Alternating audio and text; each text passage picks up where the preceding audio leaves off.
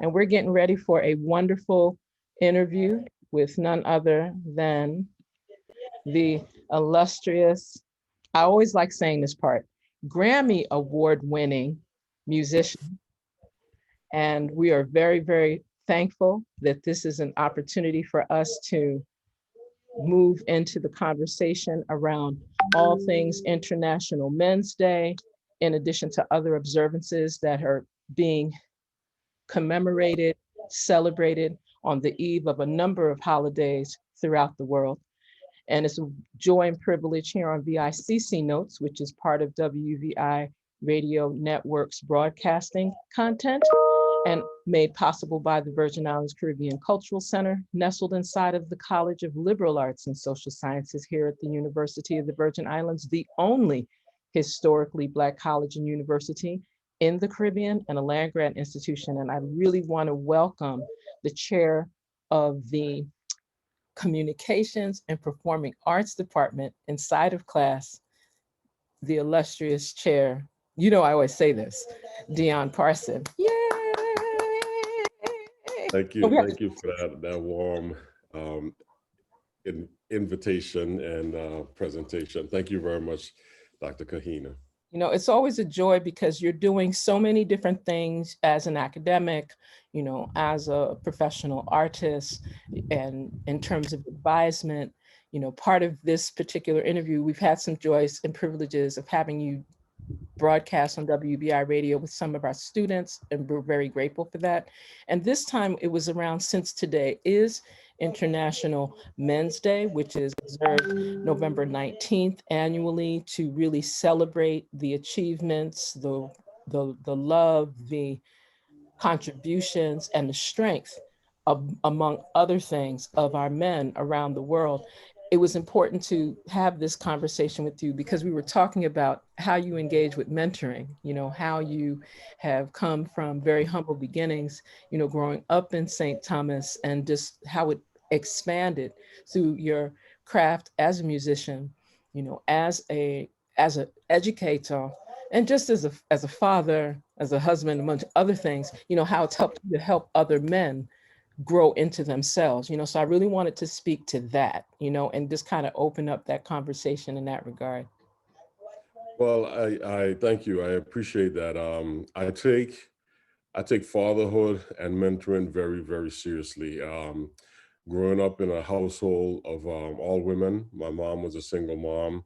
I grew up with two sisters and my mother in the house, but I have five sisters. My mom had six kids. So my three older sisters was raised on St. Kitts, and we would spend the summers going to St. Kitts and visiting, or they would come here and visit. I knew my father, but he wasn't in the house. After 5 years old, my parents split up. So I would spend time with my father, but I actually learned more from the musicians that were teaching me and mentoring me. I first met Dr. Leroy Trotman, you know, in elementary school at Dover Elementary School, and then when I got to junior high school at Wayne Aspinall High School, he was again my music teacher there.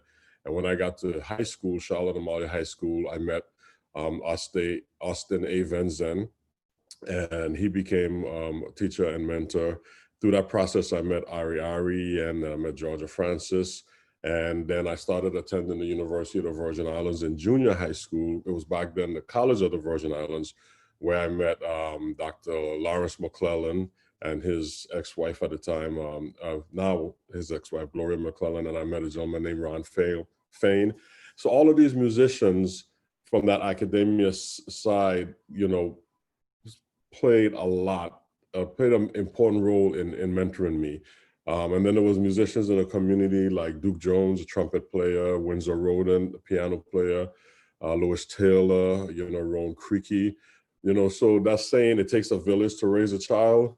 All of those names that I mentioned, they were part of my life growing up. And I learned a lot through the discipline of music. And when I graduated from high school in 85 and went to Rutgers University to college, I met a gentleman by the name of Keith Copeland and William Morse. They were my two percussion teachers.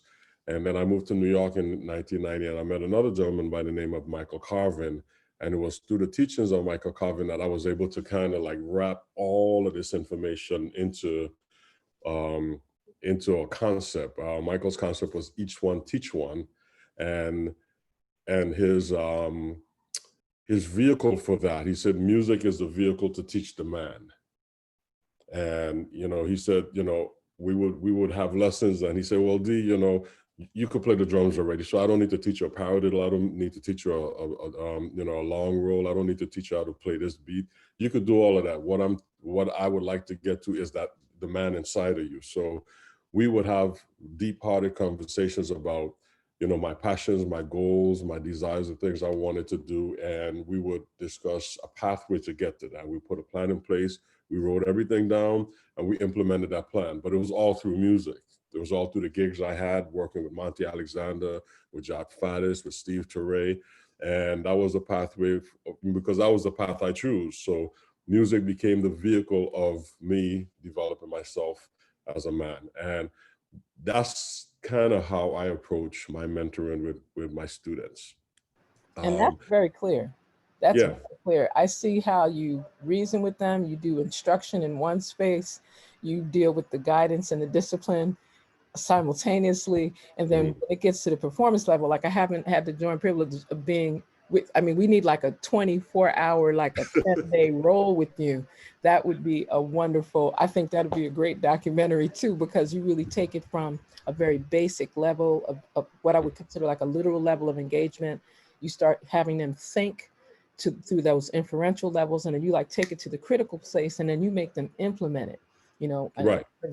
So thank you for sharing. I mean, if you're going to teach someone something, you want to give them the tools that they can now take that information, digest it, and then be able to regurgitate it in the form of applying it into life, because that's every lesson you teach someone, as an educator, as a mentor, you would like to see them take that information and do something with it. And I remember,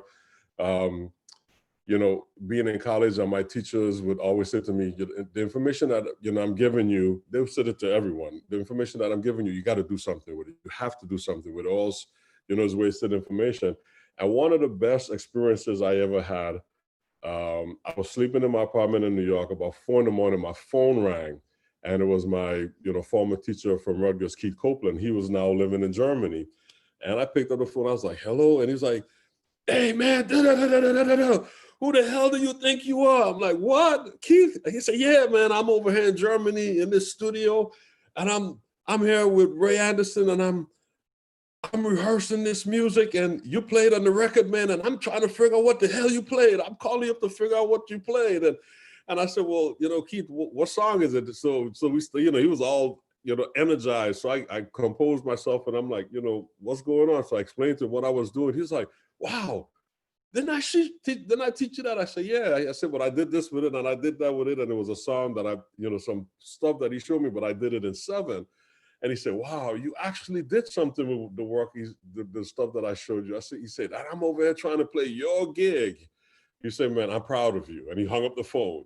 And it made me feel good, because here it is. This is like almost 12 years later, that I've met, maybe 10 years that I've met this man that was very influential in my life. And I was working with this band, and I couldn't make this particular tour. So they called him. So he's calling me to curse me out, to tell me that stuff that I played on the record is challenging for him, but he's proud of me because, he can hear, the influence that he had on me within what I'm doing. And I mean, and it's just that simple. It's just like being a father and you teaching your son to play basketball. You will hopefully, you would hope one day that your child end up in the NBA to say, hey man, me spending all those nights behind the garage shooting three shows, free throws, it paid off. And, that's kind of how I look at things. But I also look at these students as an individual, and there's some teachers that teach concepts across the board, and this is what it is. 1 + 1 is 2, just learn it and move on.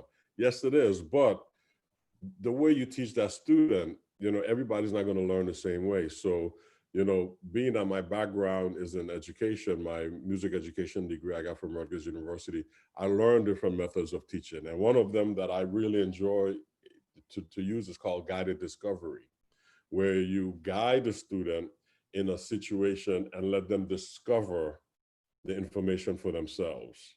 You know, I could say 1+1 is 2, and they have the answer, but I could say, hey man, you have one pen over here, and I have another pen over here. If we put our pens together, what's that? Think about that. And then when you figure it out, let me know. And that student will say, hey, it's one pen. This is 2 pens. Hey, Mr. Parson, it's 2 pens. There you go. Now you have the answer. Now they felt that they actually contribute to their learning process. You know, so that's kind of how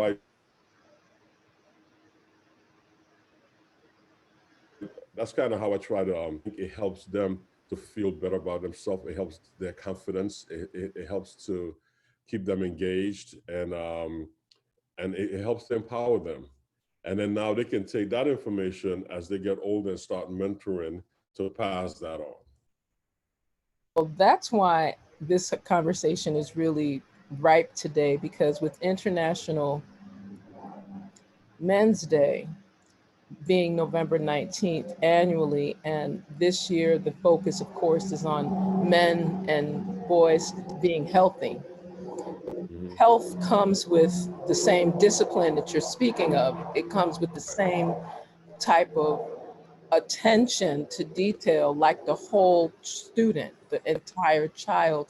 And that's what we've observed and witnessed that you do. I mean, I said it to you the other day when we were speaking on academic affairs, just in terms of, you have students that have graduated and they're very loyal to you.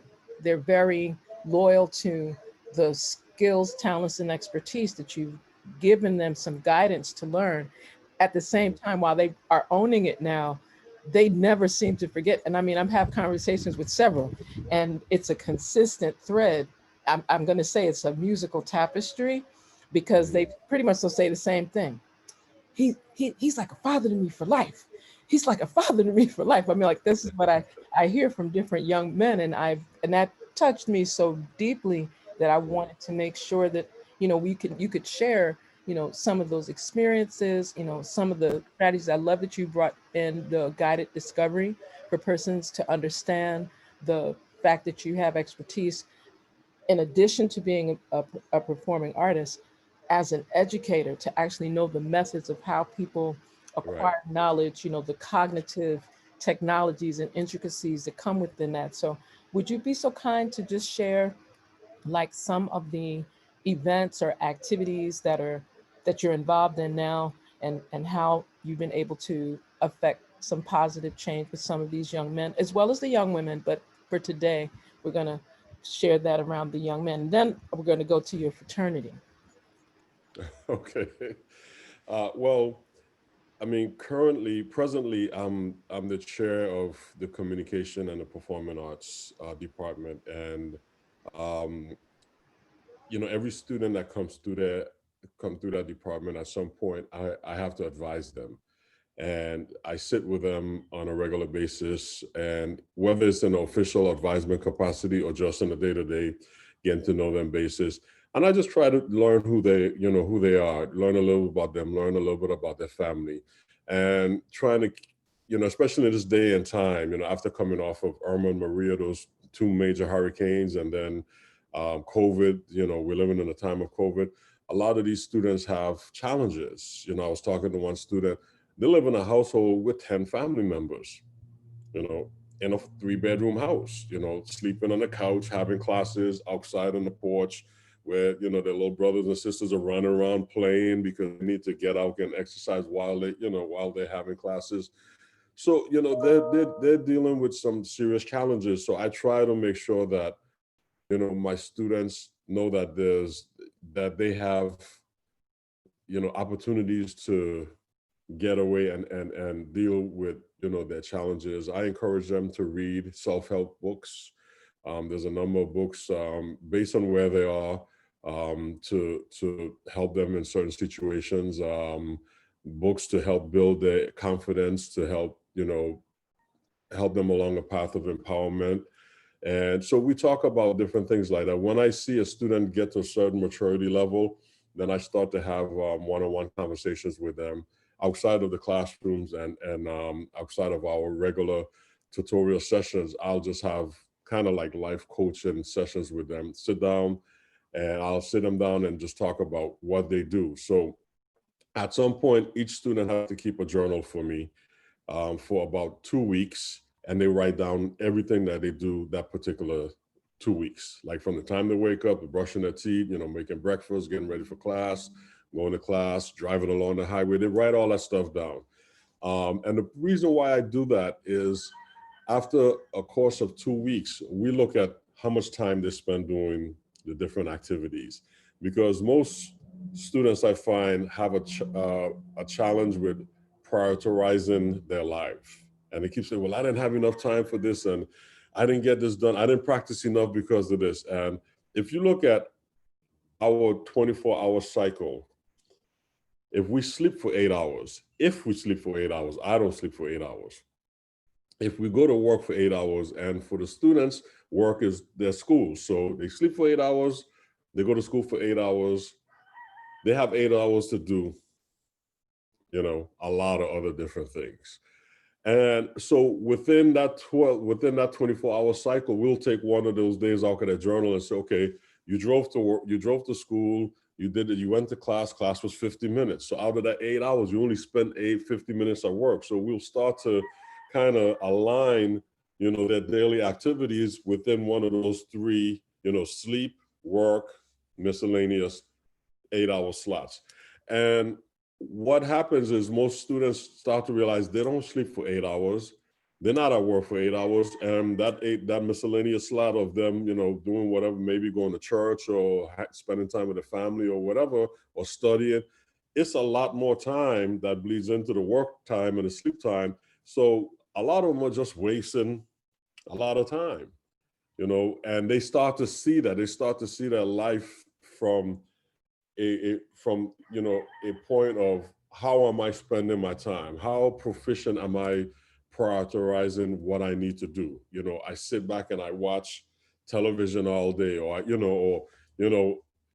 my phone. I'm showing you my phone. My phone every week tells me my screen time, if it's up or if it's down from the week before. And I never spend more than 2 hours, 3 hours a week on my phone. That's what my phone is telling me. So, but some of these students, you ask them that, they live on their phones. So these are some of the things I try to share with them as they get flustered in life, or as they realize, or they start to get overwhelmed and stressed out. I say, hey man, it's not as bad as you think. If you have control of your life, if you put a plan in place, you realize that you have more than enough time to actually do what you need to do. You choose not to, do that, or, hang out with your friends or hang out with your significant other or whatever.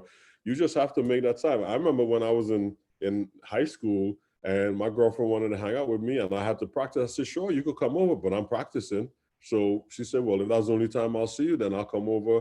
I'll hang out with you for 2 hours while you're practicing. But within that 2 hours, I may take 5 minutes to sit and talk with her, but I'm practicing. But what did that do? That allows her to support what I'm doing, my passion, and see what I have to go through to develop myself. Right. So I try to share with some of these, some of my students, like, if you're in a situation like that, share it. Don't exclude your partner and say, I have to practice. You have to focus and have that personal time with your instrument, but it's also part of, your life. Like for me, my wife is my manager. A very good one I want to add. We want to send a shout out to Sister Queen Nicole Parson. Yes, because I watch her. She moves with efficiency and streamline. Just wanted to add that. Right. And, and thank you for saying that. But, that's one of the things I was truly blessed to, when I met her, to have met somebody that actually supports what I'm doing and was into it and would wake me up and say, hey, you have a gig tonight. It's 10 o'clock in the morning. I know you got in at 5 o'clock, but you need to get up and start practicing and, making sure you have your stuff together for tonight. That was the type of relationship we developed. She actually took the time to acknowledge what I was doing and saw it as a viable, career and revenue source. And I was able to really develop a lot of things, with her help. So I'm glad that I took that approach of sharing. I tried it before in other relationships and it didn't work. I mean, I've had situations where, you go practice. I'm not interested in what you do. Just, so you have to figure out what works for you. But going back to what I was saying with my students, once they realize what their time allotment is, then they start to see life differently. And somebody had to share that with me. And these are the things that I share with my students. Once I see they get to a certain level, and if they're serious about music and have to deal with life, we all have to deal with life. Life is not going to go away. You have to deal with mommy and daddy. You have to deal with your brothers and sisters. You have to deal with, WAPO. You have to deal with, VIA. You have to have life, some level of control over your life in order to be proficient as a man, because if you're going to be in a relationship, one of your duties as a man is to provide security for your family. So I see a challenge in the Virgin Islands from a creative standpoint because we don't see musicians as viable, contributors to our society from a, professional level.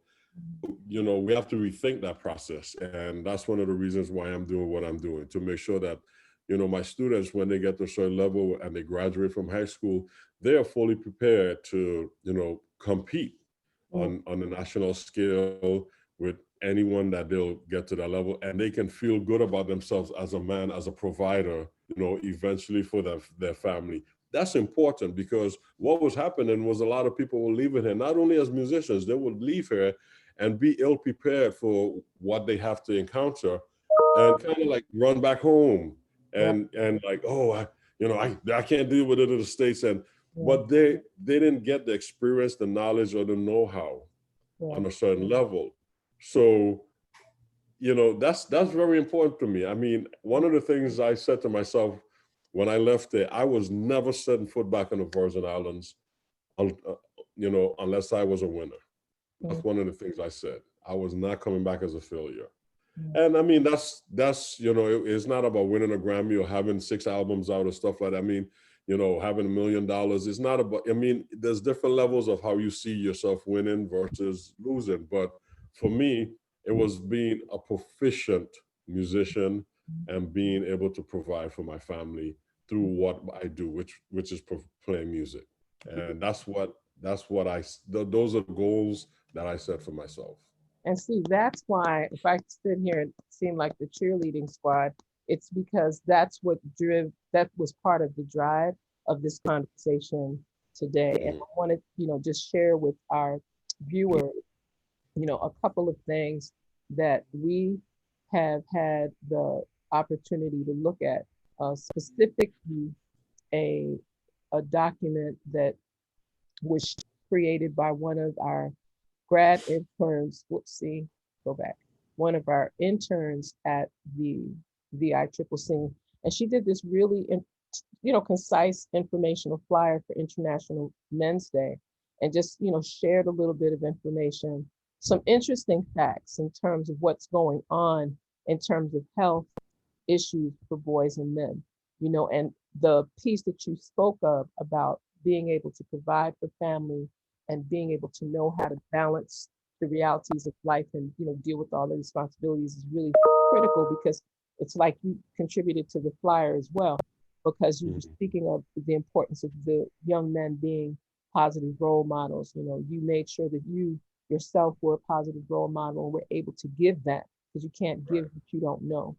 I Right. thought it was powerful that this day, and I quote, celebrates worldwide the positive value men bring to the world, their families and communities. Like that was the line for me, because Mhm. um, I was very, very touched by that. There's a number of things going on that people can see throughout the day by the International Men's Day, various organizations. I think it's important to see that highlight of men's contributions and concerns deserve a day of recognition in their own right. We know that March 8th is the highlight of International Women's Day. And I think it's very fitting that several months later, especially couched around all these different observances and holidays and celebrations in November, that we highlight International Men's Day. I think it's interesting that in the Caribbean, this particular International Men's Day piece has really taken root. Like CARICOM is taking it in another trajectory along with other parts of the Caribbean, Central and South America. So we've got activities happening for International Men's Day in English, Spanish, Dutch, Papiamento, French, uh, Portuguese as well. And the fact that right here in the Virgin Islands, one of the, again, a double alumni, a double alumni of UVI, Abdul Ali. I always refer to him as Distinguished Toastmaster Abdul Ali. He, alongside Brothers with a Cause here at the University of the Virgin Islands, with Matthias Clavier and with the guidance and leadership of Dr. Haldane Davies, they have been making International Men's Day important right here on campus. So that was the other reason we wanted to, have you join us, for a brief moment, because we know you have other things going on and we're going to speak to that as well. But I just wanted the viewers as well as the listeners to know that, some of these facts that were shared for International Men's Day. One, men have a suicide rate 3 times higher than women. 2, 1 in 3 men have been the victims of domestic violence. 3 men on average die 4 to 5 years before women. 4 men are nearly twice as likely to suffer from lung cancer than women. 5 men are nearly twice as likely to suffer from heart disease than women. So these are some health realities that have been studied, from agencies inclusive of the CDC, the National Institutes of Health, etc. And again, we want to highlight men's contributions and concerns deserve a day of recognition in their own right. So I just wanted to kind of share that so that as we get ready for your closing reflections and remarks, that we can keep that in the highlight as well, because I know that you always, when I've seen you engage with your students, you're making sure that their nutrition piece is on point, that they've got the, they've addressed whatever health balancing well before they start rehearsal, or definitely before they do a performance. And then, I love that when they're complete and they're still pumped up, you're still making sure that as they're putting everything together, because you all are like the efficient, you move like red ants. I'm just saying, it's like organized. Everybody knows what they're doing. People are rolling up wires. I've seen it, and I've watched y'all do like pop up and then put back and then in the trucks, and y'all are like ready and prepared. Yeah. We delegate duties. I mean, the thing, and going back to what I was saying is, like, if you don't spend the time doing these things, like, even when we started the conversation and you said, I need to prep and I need to get this together, I said, don't worry, do your thing. I'm a good follower. I spent a lot of time traveling, around the world with great musicians, with great organizations, management, staff that would be there. And before we went to sleep every night after a concert, there was a roll call. Hey, you here? Okay, cool. Here's your itinerary for tomorrow. Or it was slipped under the door. When we woke up in the morning, it was like, breakfast at such and such a time, getting on the truck or getting in the bus, going to rehearsal or going to sound check or getting on the plane. I mean, everything was laid out like on a certain level. And in some situations we had, outside of the bandstand, we as members of the band were delegated duties. Like one of us would have to make sure that, all the luggage was accounted for. Somebody was checking in the band. Somebody else was making sure that the hotel rooms was in place. If we were traveling with our management. So, we learned how to do all this. I was a driver for one group.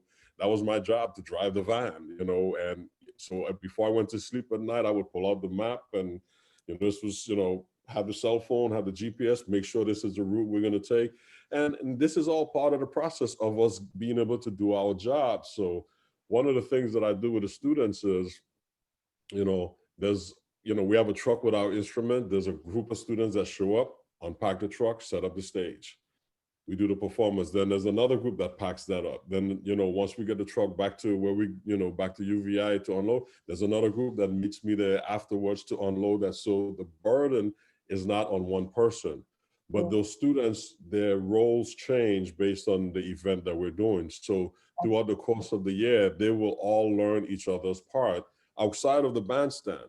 So as they, evolve as musicians and get into a leadership role, they know what goes along with having these presentations and these performances. And, you know, my goal was to get the students to the point where they can function without me not being there. Exactly. You know, And you've so they witnessed that knew. too. I've watched you not so much sit in the audience, but you sit at a distance to watch the audience, the set, and your students. And I not that your hands are folded, but you just like make sure that they do what they're supposed to do. So that's what I'm saying. You do that guided discovery really well. You know, I mean, Yeah, I yeah, was throwing a little appreciative inquiry because I'm seeing how you're encouraging them to think so that they can direct, lead, watch one another, coordinate everything. exactly. It, it's it's it's tapestry. I mean, I'm going Yeah, to keep calling it the tapestry and the yeah, culture of music. You've taken it to a very serious level, and I appreciate that your standards of excellence are designed so that when they leave from this experience at the University of the Virgin Islands, or even those youth that I've watched over several these past summers with your music, the Caribbean Music Institute, that you've been able to have them hone in on the areas of excellence. So they're not just doing like a piao piao version of playing an correct, instrument. You're making correct. sure that they can go anywhere in the world and carry that skill, that talent, that expertise Hmm. the highest level. And standards of excellence aren't the easiest, but I've observed. I may not have had my full 7-day immersion, but I've Yeah. observed, and a lot of persons are very thankful. I want to extend that on behalf of the VICCC. We're very grateful to have someone of your stature as well as your humility to bring these particular skills to the University of the Virgin Islands and to have them delicately and proficiently replicated. Like that's the part, you did the baton passing, the succession planning in a way that a number of us can learn from. I know I'm taking notes.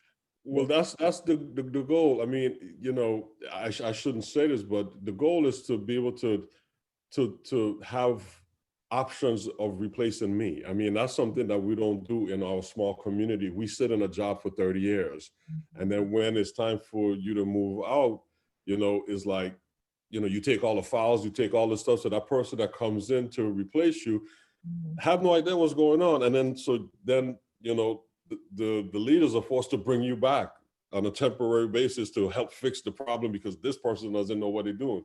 You know, we spend so much time as a community, you know, in this type of situations to making each other look bad because you feel you're replaceable. And that's not how I learned. I learned from some masters around the world, and they always said to me, hey man, I don't own this talent. The talent I have was given to me, and my job is to share with the rest of the world, hopefully make a income and take care of my family. But eventually I'll be replaced. So if I'm going to spend time with you, I'm going to give you the tools so I can walk away and say, hey, Dion Parson got it. He can step in and replace me.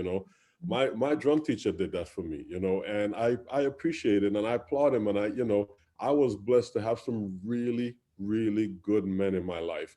And they didn't ask me for anything except do the right thing in honor of the information they gave me. That's all they said. And they would say, I was in a conversation with one of my teachers one day, and he said, D, your job for the rest of your life is to find Dion Parson. When you see Dion Parson coming at you, you sit down with the next Dion Parson, not in name, but in spirit, in creativity, and you mentor that person. And all you could do is give them that information and pray that they'll do the right thing, just like you've done the right thing by us. And because one day you're going to replace us. And that's one of the reasons I moved back here. I moved back here to help create a talent pool and Yeah. help create the level of proficiency of our musicians. Because when I was growing up here, I used to love to go hear live music. I mean, it was, Mandingo Brass, Eddie and the Movements, Dread Ones. Mhm. I mean, before all of the drum machine and all that stuff took a hold of the music, every band had a brass section with a trumpet player, a trombone player, a saxophone player. I mean, it was pure orchestration, and Yeah. that disappears. None of the bands have horn players anymore. So these young men and women are sitting in high school about to graduate playing a horn. They have no goals. They have no desire to. There's nothing ahead of them saying, "Hey, you can be this person. You can replace that person in this opportunity," because these things don't exist anymore. You know, The drummers that play in these bands are playing with a drum machine. And, you know, if you sit in front of the band and listen, you see the drummers playing all of this stuff, but you hear one thing programmed. And if you go behind the band, then you hear what the drummer's playing, but it's not coming out because everything is programmed. I mean, we've accepted that mindset of being programmed, you know, to just play along or follow along what's already programmed. So the level of creativity has totally diminished. You know, the opportunities for our instrumentalists doesn't happen anymore. The singers, they don't sing lyrics anymore. They sing one or two phrases, jump up, wind up, that, you know. That's And so I've watched this transition of our artistry, you know, our artists and our young talent.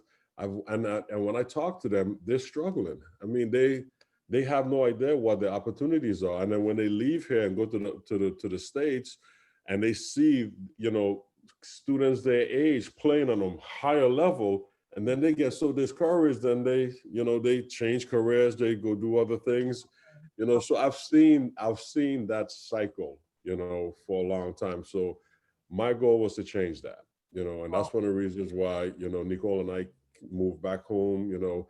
One of the reasons why I'm here at UVI, one of the reasons why I started my youth foundation is to create that, you know,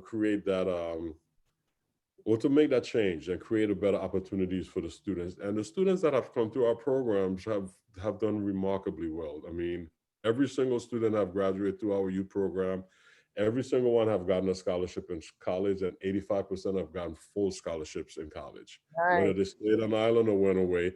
And they're competitors. They're now competitors on that level 10 years later. And I knew it would take 10 years. I told many people, give me 10 years and you'll start to see a transition. But it's a mindset. It's a mindset that we have to, you know, understand that we have to preserve, you know, what we have and nurture our students and nurture our culture.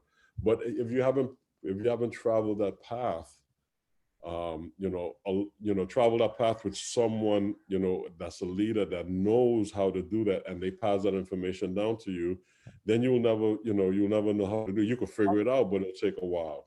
And you know, those are tools I've learned, not only in music, but like you mentioned, my fraternity. You know, these are tools that I've learned and just been able to put them in different play for different aspects of my life. So I'm very thankful for those experiences that I've had, you know, while I was coming up, and the people that have been there to mentor me, you know, from a musical standpoint and from a non-musical standpoint.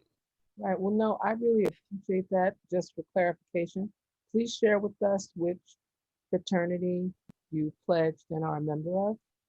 Oh, yes. I'm a member of Omega Psi-Phi Fraternity Incorporated. I pledged April 17, 1987, You didn't have to take at this help. Rutgers University, Tau Zeta chapter. Right, because I believe there's an anniversary around this time that's happening. Yes, actually on Tuesday, November 17th, was the 109th anniversary of our fraternity when we was founded. Yep. So this week is we call it Achievement Week or Founders Week. So there's a number of different activities. And you know, the thing with the fraternity is it's a service organization. Everything we do purely serves our community, serves the university that we're affiliated with. And our goal is to mentor and enrich the lives of our community, and especially young men within our community. So we do a number of feed the hungry, you know, programs. We do literacy programs. We have talent hunt programs, and all of these things. We provide the services for these things. So you know, we go out and we feed, you know, elderly that's shut in. We do scholarship essay contests. We feed the hungry. We clean schools. And we do projects not only in our community but different communities. So we do international projects. Being that we're in the Virgin Islands, the chapter here, Zeta Xi, is part of the 13th district. So we do international projects also. So we join brothers in different parts around the world and help in projects in their communities also. So, you know, learning those principles have helped to assist me in my process of educating and mentoring folks also. And I must say, our fraternity principles are manhood, scholarship, perseverance, and uplift. So these are the principles that I live by. I appreciate you sharing that because, again, as today is International Men's Day, it's important for persons to be able to show that connection, see those linkages with the things that you live, the things that you do, the values you keep, the way you've been able to integrate culture, heritage, and traditions, and all of the things that you do.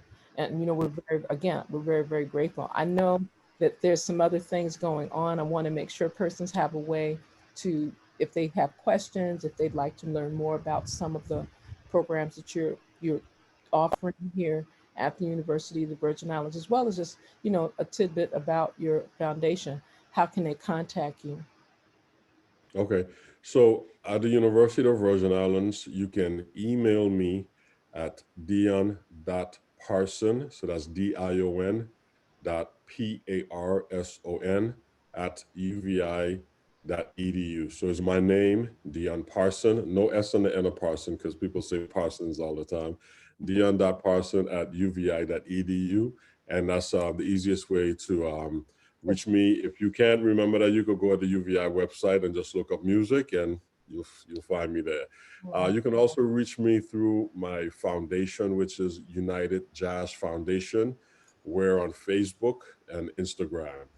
So you could, send out a message request through that United Jazz Foundation. Yep, we've already put that inside of the chat here Okay. on the Facebook page, so the persons would have your email as dion.parson@uvi.edu, and also the link to the Facebook page with United Jazz Foundation. Any closing reflections you'd like to share, Parson? Yeah, I would just like to, first of all, wish everyone, International Men's Day. I think this is a wonderful opportunity. I'm so happy to be here. Please know that you can, call on me anytime if you need me back for any further presentations for this day. Let me know, and we could see how we could collaborate and assist you more.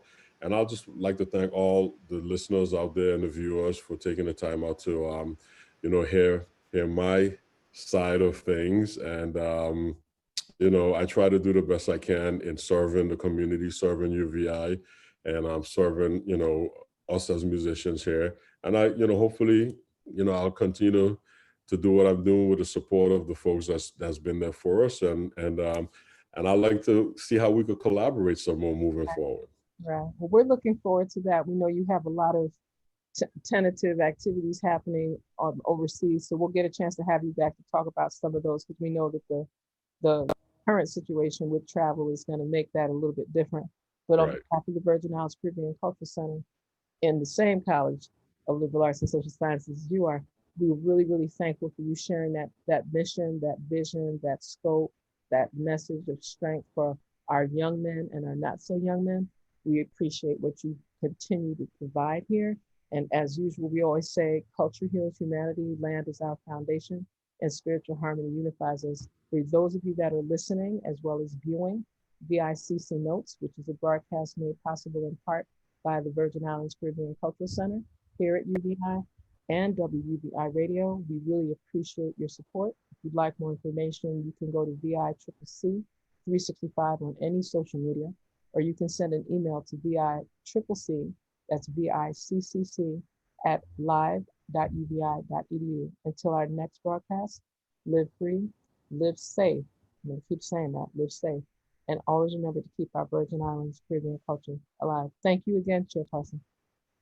You're more than welcome. Take care.